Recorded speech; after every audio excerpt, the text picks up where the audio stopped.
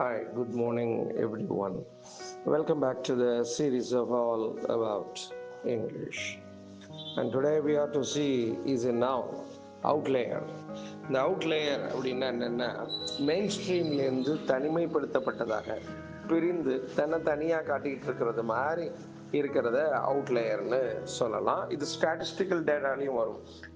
ஒரு ரிசல்ட்டு ஒரு பக்கமாக போயிட்டு இருக்கும்போது ஒரே ஒரு டேட்டா மட்டும் தனியாக அந்த ரிசல்ட்டுக்கு சம்மந்தம் இல்லாமல் எதிரிடையாக இல்லது அதிலிருந்து தள்ளி போயிருக்கிறத அவுட்லேயர் அப்படின்னு சொல்லுவாங்க.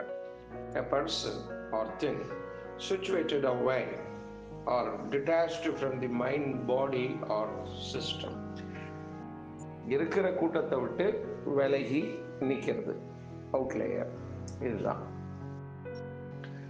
எக்ஸாம்பிள் பார்த்தோம்னா இன்னும் கொஞ்சம் கிளியராக ஐடியா கிடைக்கும். If we are still an outlier next year we will have failed is say. அவன் சொன்னான், இந்த மாதிரியே நாம் அந்த கூட்டத்தோடு சேராமல் தள்ளி நின்றுக்கிட்டே இருந்தோம்னா அடுத்த வருஷம் நம்ம ஃபெயில் ஆகிடுவோம். இது ஒரு மீனிங். இன்னொன்று என்னன்னா, இந்த மாதிரி நாம் மார்க்கு குறைச்சி எடுத்துக்கிட்டே இருந்தோம்னா அடுத்த வருஷம் நாம் எல்லாரும் ஃபெயில் ஆகிடுவோம் அப்படின்னு சொல்றது விதமாக இந்த எக்ஸாம்பிள் இருக்கு. இப்போ அவுட்லேயர்னா எல்லாரும் 50, 60, 70, 80 எடுத்துட்டு இருக்காங்க. இந்த ஒரு குரூப் மாத்திரம் 10, 20, 30. அப்போ 2 பேருக்கு இடையில இவங்க எந்த எண்டில் இருக்காங்க, அவங்க அந்த எண்டில் இருக்காங்க இல்லையா? அதனால அப்படி சொல்றாங்க. If you are still an outlier next year by this time we would have failed in your examinations. அதுதான் என்னுடைய அர்த்தம்.